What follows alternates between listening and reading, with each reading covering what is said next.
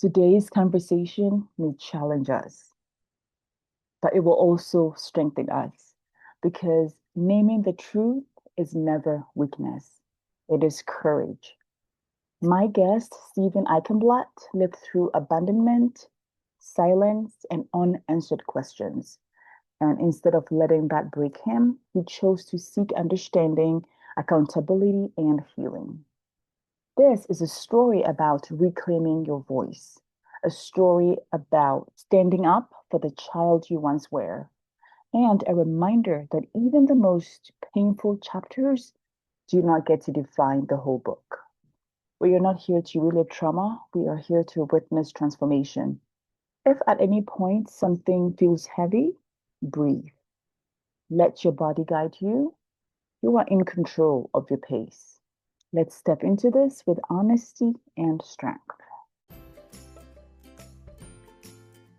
Hi, I'm Abby Dominguez. This is Heart to Heart with Abagaba podcast, and I'm so glad you're here. I spent over a decade as a nanny and teacher, learning from children and families around the world. Now I bring those lessons to you, heart to heart conversations with people from all walks of life, sharing stories of love, laughter, and resilience that remind us of the power of connection and community. Subscribe today and join our village of heart to heart listeners. Steve, thank you so much for this moment right here on Heart to Heart with Abagaba. I'm so honored to have you. Well, thank you very much. I'm happy and honored to be here, and really appreciate you giving me the opportunity to speak with your listeners and you about my story. Wonderful.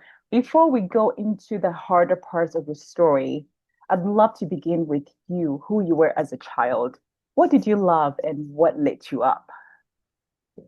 In my I wrote this memoir, Pretend They're Dead, and there's two stories within the book that are things that I'm still passionate about, and I was passionate about as a kid. Maybe three things. One was reading. I loved to read from a very early age, and the reading kind of saved me because I'd get books and kind of hide in the closet from the violence in my house. And I still love to read, but I just that's one thing that lit me up a lot, and certain books lit me up.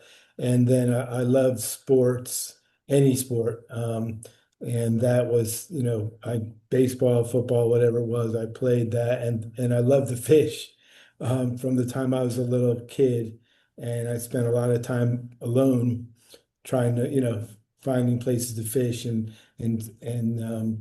I enjoyed that, and that kept me out of the house because when you live in a house of violence, the goal is to stay out of stay out of the house. So, Right. but those things I still love the fish. I still love sports. I still love to read, and of course, I love now that I have kids. My kids, spending time with my kids. Nice. Your father, Alan Nestle, left when you were around 8. Before that, what kind of father was he? Were you close? He was a veterinarian, and he spent most of his time at work. I don't remember doing that much with him. I can't say we were close because I was so young. He left when I was 8, but my parents got separated, and he left the house probably when I was 5 or 6. So he wasn't the dad that took you to football games or played catch with you or did any of the things the other dads did. Mhm. He was more likely to just take me to like the coffee shop, and he would smoke his cigarettes and read the paper while I sat there. So, Mm. I mean, but he was my father. He was my father, and it's who I had, and it still hurt when he disappeared. And when he left, I imagine that changed everything. What was that moment like for you, and how did your family adjust in the years It, after? the moment he left, when you're that young, I don't think I was really completely aware of what the consequences of him leaving, was, because he spent so much time at work that he wasn't home that much, and when he was home, my parents were fighting. But when he left and he got his own apartment, that's when it starts hitting you that wow, he's I'm only going to see him like, 1 day a week. And so you feel very insecure, you feel uncertain, you feel sadness. I don't think I cried. Um, and I probably was sad. I'm saying I felt sadness, but the transition was when he stopped seeing us and never came back. And my mother married a man who wound up adopting us. And and that transition, which I described in the book, but was, and I can go into if you want, it was um, shocking. You mentioned your mom eventually remarried and Richard became a big part of the story. What stands out to you about that season of your life? Uh, I think now when I look back at it, I think the words are shock and awe, pain, because he he immediately he moved into our house, the house that I had been in, that my biological father bought. So he moved into our house with his 4 kids. We weren't told. I wasn't told. They never told us they were getting married. So we just showed up from a weekend, and I talk about it in the book with my grandparents, and there's my new father and his 4 kids, and these are my new brothers and sisters, and all of a sudden all these rules were laid out. Just and one of this, like a simple rule was, we were from the time he moved in, we were no longer allowed to walk in the front door. We had to go to the back of the house if we wanted to go in the house. And just that simple rule was pretty shocking and startling. And um, along with just the way the house ran after that, there's so many things, because you go from a house with 3 kids to 7 kids or 9 people, and who don't know each other. It's pretty chaotic. Later, you discovered something heartbreaking that your father had actually sought help, and the advice he was given changed everything. Can you walk us through that? Yes. So there, I spent 10 years writing this Pretend They Are Dead, my book. And uh, the Pretend They Are Dead comes from the advice he got from a psychiatrist years after he had died. Years after he died, I discovered he is a writer, and I found an article was mailed to me, a magazine article that had been published, and it's about the last night that he spent with his kids before he drove away and didn't come back. And in that, he talks about why he did what he did, and he said that he consulted with a psychiatrist, and the psychiatrist told him, just pretend they are dead. And that's what he did. He obviously took that advice, which was not really very good advice for him or for me. I mean, it's crazy, but that's the story that he writes out there. And when I say pretend they're dead, it's kind of like ghosting somebody in today's world, that they're there and you're talking to them or texting with them, whatever. Then they're disappeared, they're gone, and everybody associated with them is gone. And that's what happened, and that's why I made that the title is. And it ruined his life. There's no, and as you read the book, you'll learn it tortured him. But we live within 2 miles of his office and where he worked, and where he lived, and never saw him. What did that bring up in you?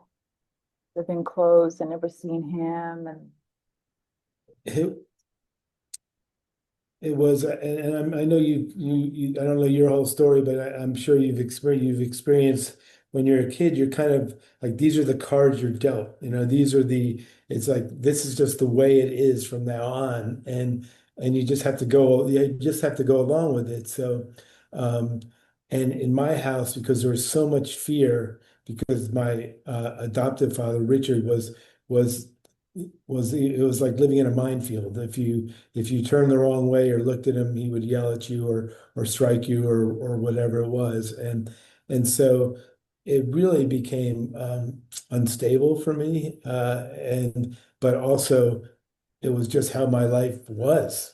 So as a kid, you learn to adjust to your daily life is a lot different than your neighbors. then came that day that changed your life again, the crash. It's Yeah. such a powerful moment in your story. Take your time. What do you remember most from that day? I was working at these tennis courts and I was 16, and I was alone. And I was alone on the tennis courts and I was working, and it was the 4th of July, 1975, before you were born, probably. And but I was working, and when I look back at the story, and if you believe in God or spiritual things, like just that I was alone because the July 4th, there's usually a lot of people playing tennis on these courts, but and as I was sweeping the courts, um, I heard this screeching sound of a tire squealing, and it's just kind of all slow motion, and a car hits a telephone pole, 20, 30 feet from where I'm standing. And I don't know if you or your listeners have seen a car crash or been in one, but it's like you're living in slow motion. It's like you're living in this dream world because this is a very violent crash. And my heart is racing, and I ran up and I see a guy had gone through the windshield, a man, and I ran to the payphone, heart pumping, panicking, not sure what to do. And I picked up the payphone. I called the operator because back then there was no 911. And I just remember like it was like it's like you're like living a dream or something, but it was a nightmare. And I ran back up there, and by that time, like the police had gotten there and neighbors, and they had this guy against the side of the car, and his face had been cut into because he went through the windshield, and he was obviously very significantly hurt, unconscious. And as I was standing there, I felt that feeling like when you're somewhere and you feel somebody staring at you, even though you don't see him, you just can tell somebody's looking at you.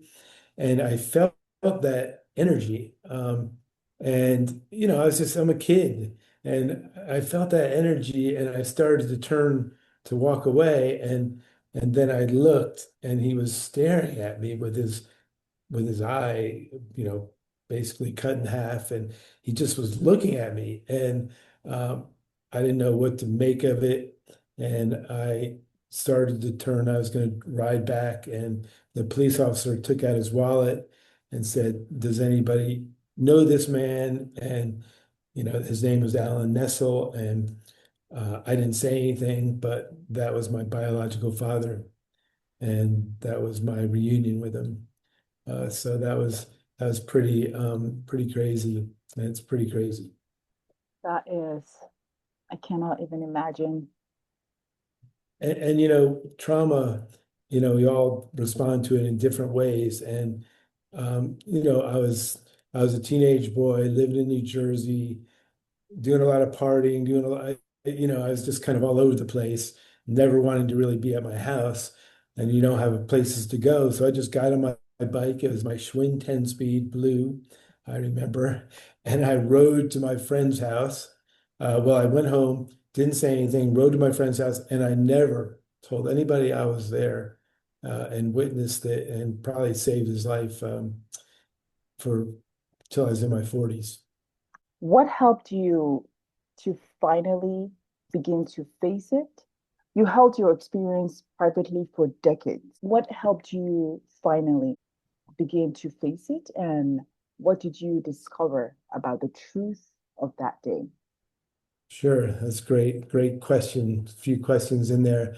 Um, there's different answers to that question along the way, and this is something because today I know in today's world everybody's dealing with anxiety at a different level. There's so many kids out there and teenagers and young people dealing with anxiety and not knowing what to do about it, and maybe going for therapy or whatever it was. But for me, I kind of hit rock bottom. I didn't know what I was doing with my life, and I didn't think much about the car accident. But I'd had some really bad moments with my adopted father, and I wound up running away and went to Israel, um, and went and found a kibbutz to live on, which I heard a lot Ooh, about. kibbutzes now because of all that happened on October 7th. I found a kibbutz to live on, which and I worked at, like basically as a farmer for 6 days a week. Never really called my parents for it was about 6 months. They knew I was in Israel, but there wasn't a lot of communication. There's not a lot of reason to communicate with them. But on the kibbutz, there was a library, and I would sit because I love to read. And I would go to the library and I started, there's all these self-help books like Dale Carnegie and Zig Ziglar and all these books. And I started reading them. And like, it's like somebody hit me over the head, with a hammer, like, wow, nobody's going to do this for me. If I'm going to get myself together, I need to get up and do it. That self-help meaning, help yourself, like it kind of caught me. And I Yeah. say that, yeah, I say that in today's context because in today's there's so many kids out there that they're going through anxiety, but you have to cope, you have to learn how to cope.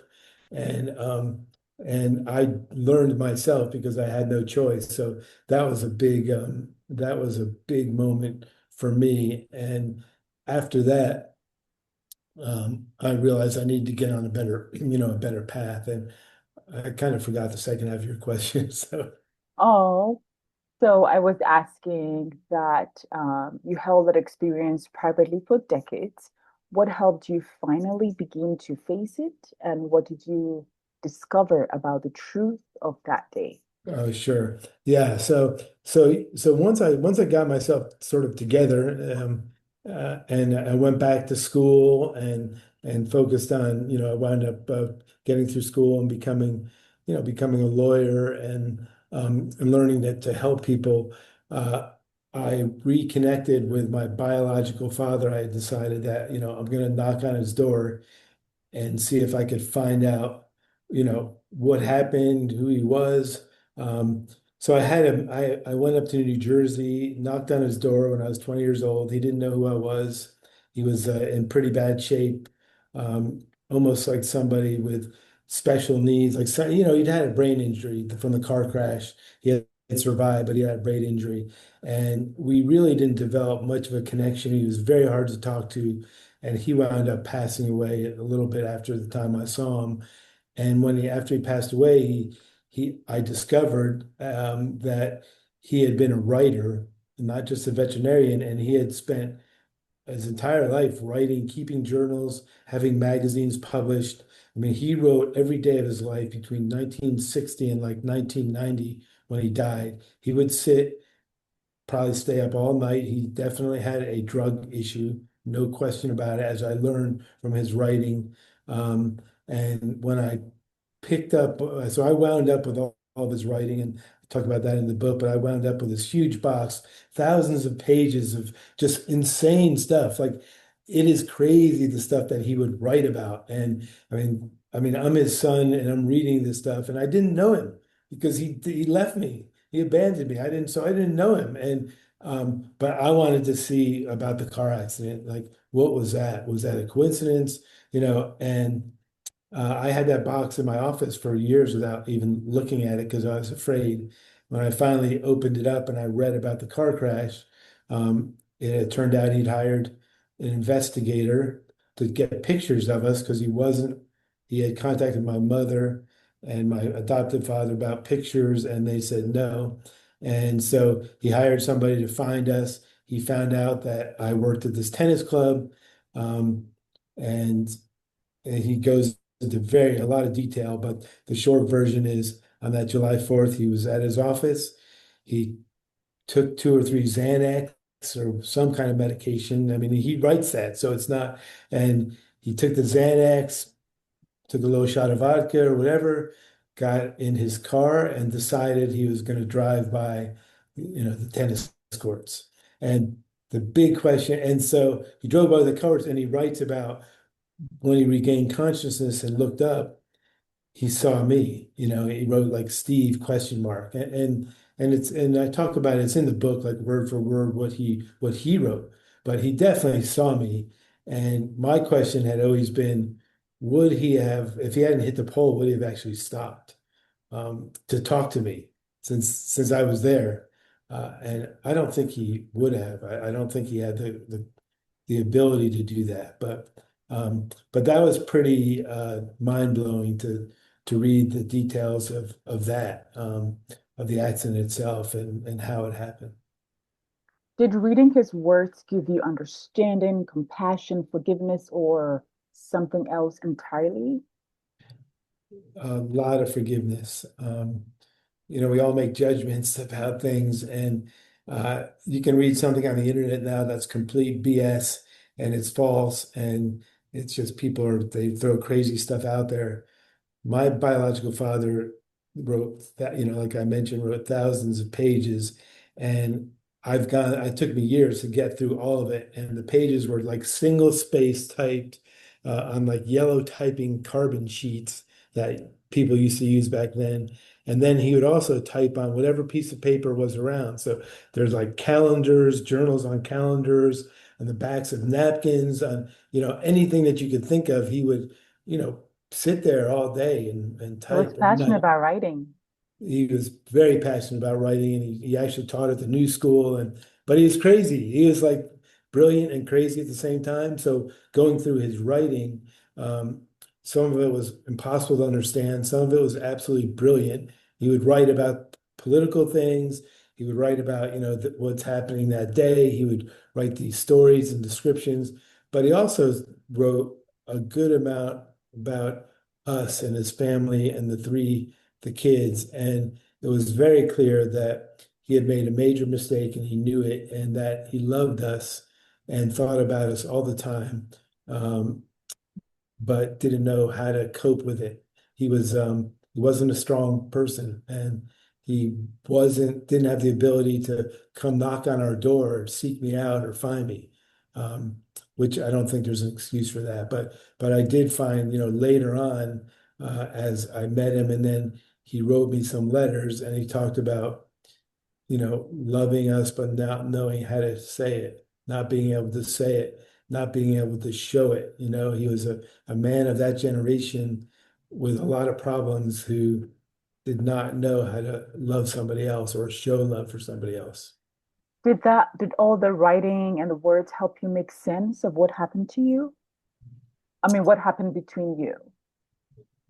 It did. I mean, it definitely did. Getting the story about, the last night that he spent with us, and there's a lot of details in there about uh the divorce, and we were in the middle of a custody battle, and when he gave us up, the thing that also hurt, as bad as losing him, maybe even worse, was I never saw my grandparents again.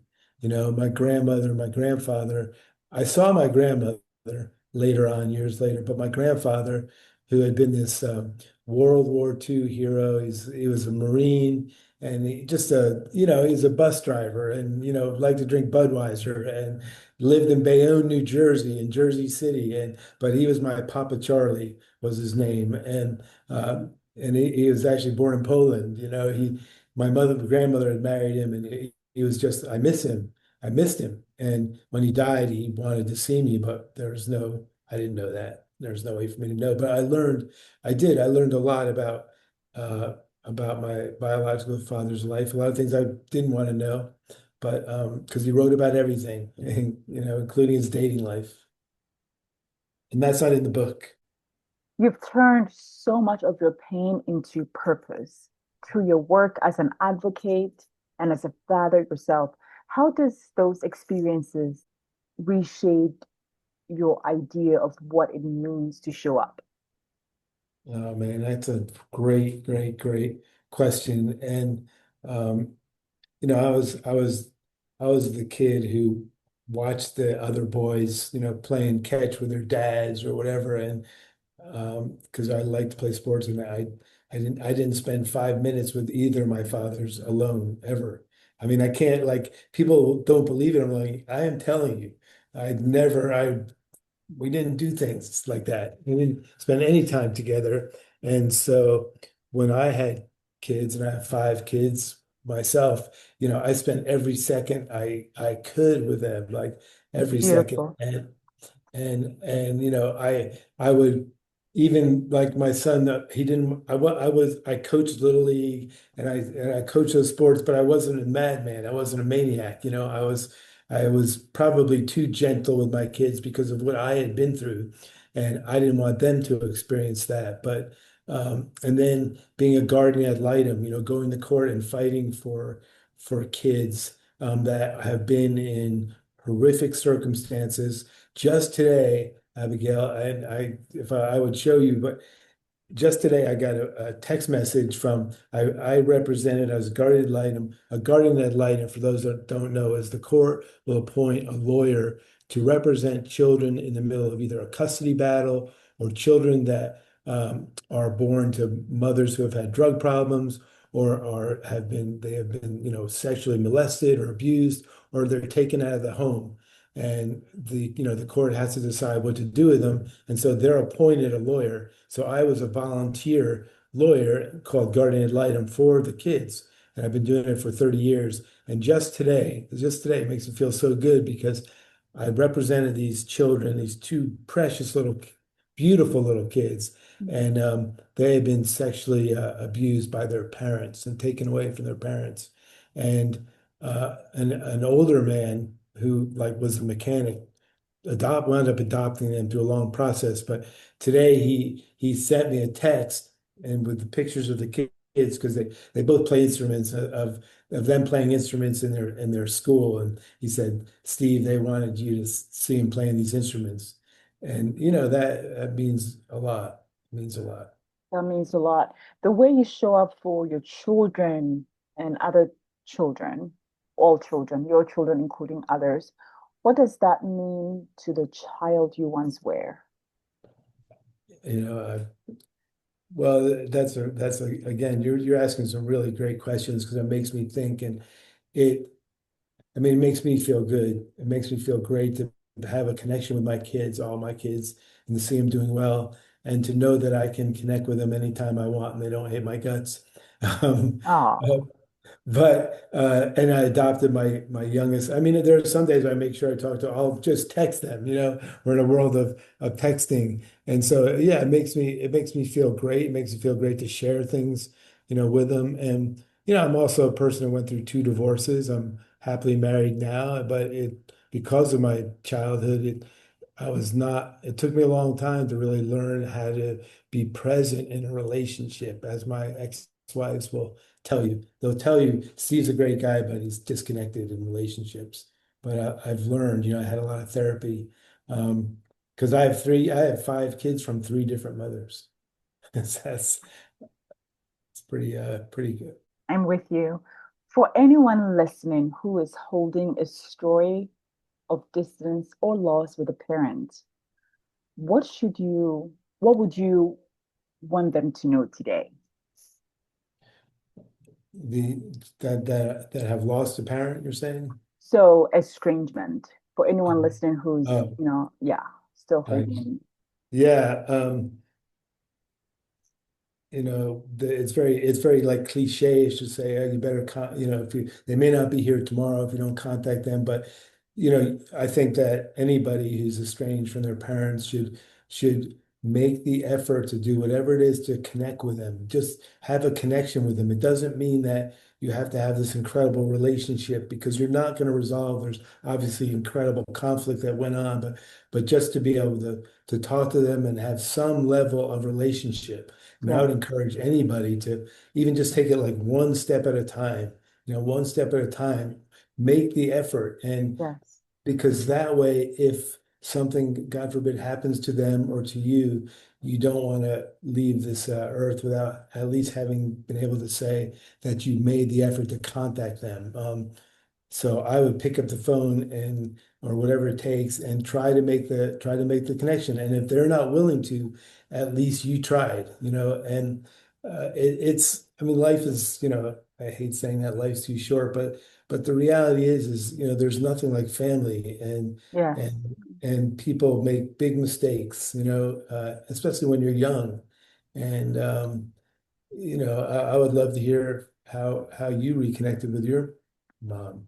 So, thank you for asking that. And I'm so with you on forgiveness and contacting the other parent or parents or, whatever the relationship may be, I did contact, okay, so my mother's sister's son. So my cousin gave me her phone number and I was so afraid to call. I had the number with me for a month and I was Yeah. so afraid of connecting with her because I did not think she knew me because I did not know her.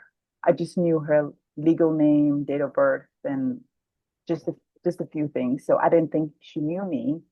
So I was afraid to call of rejection, but I got over my fear and I give her a phone call, and she was the most warmest, beautiful person.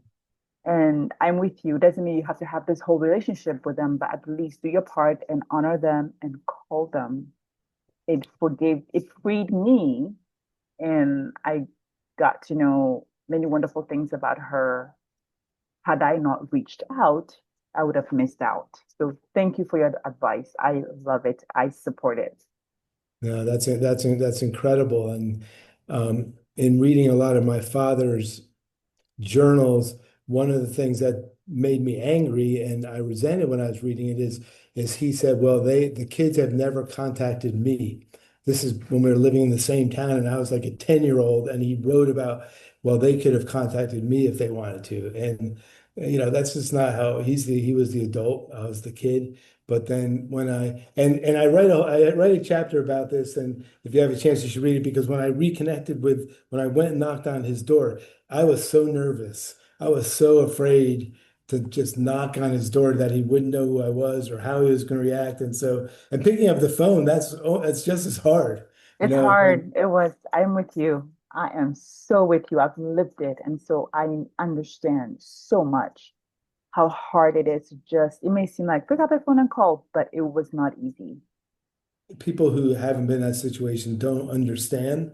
And then I have plenty of friends who have these dads or moms they complain about, and especially like when they're complaining about their fathers. And I'm like, you have no idea. You Mm-mm, don't under because mm-mm, my father that adopted me was not he was not a warm-hearted person. He was mm-mm. mean, really mean. Oh, And and so people, you have to certainly take advantage of your kids when you are close to them and hug them. And I'm not a great hugger, but I'm working on it. I am so proud of you for investing in your children and others and making them feel loved, important, valued, heard, appreciated, and the list can go on. Thank you for that example because we Sure, don't have to live in the past and to rise about it and make a difference. that's right. So It's wonderful. Do you have a website we can follow you? Where can we find your books and any? sure. For people listening, so I am a lawyer. I've been a lawyer for a long time, and if anybody needs help with anything or just wants to run something by, I mean, in the family law arena, or they need somebody in whatever town or state they're in, just call me. It's Page and Eichenblatt, Eichenblatt. That's the name of our firm. My website is www.stevenscotteichenblatt.com, and and also Page and Eichenblatt. And my book is called Pretend They Are Dead. It's on Amazon, and I would appreciate anyone who wants to support it to check it out. I think it's helped a lot of people, and I've gotten incredible reviews and responses from people from all over the place. It's been pretty overwhelming, but if somebody has you don't want to go to war with your spouses, your kids become collateral damage. If you're going through a divorce, you got to keep your eye on the ball on these things. And sometimes you have to swallow your pride and apologize or whatever it takes, but don't put your kids in the middle of these battles because you'll wind up like I did without a dad. Yes. Thank you so much, Steve, for sharing your truth with such courage and clarity. Your story reminds us that healing is not about erasing the past. but learning to live open hearted through it. Thank you for choosing your story out loud. Your voice will help someone name the earth. Thank you so much again. Thank you. This is great. It's an honor to be on the show. You're great. Really, really, you really are. It's great what you're doing. Oh, thank you so much. I so appreciate you. As we close today, I want to say this plainly. What happened to us in childhood matters, but it does not get to tell the final story. The pain you've carried is real, but so is your resilience. So is your capacity to rise. Healing is not forgetting. Healing is choosing what you will carry forward and what you will finally put down. If you recognize yourself in Stephen's story, I want you to remember you were not what was done to you. You are what you choose next. You do not have to walk backward. You are allowed to grow beyond what you survived. Thank you for showing up today with courage. And thank you, Stephen, for showing us what reclaiming your own story can look like. We rise, we grow, we continue. Take care. Thank you for sharing this space with us on Heart to Heart with Abagaba. I hope this conversation inspired you to keep moving forward in hope and light. If this episode spoke to you, please share it with someone you love. Leave us a review and don't forget to subscribe so you never miss a moment of inspiration, connection, and joy. May your home be filled with peace, your heart with joy, and your spirit with the quiet strength of love. Until next time, take care of your heart, take care of each other, and keep celebrating the love that makes us family.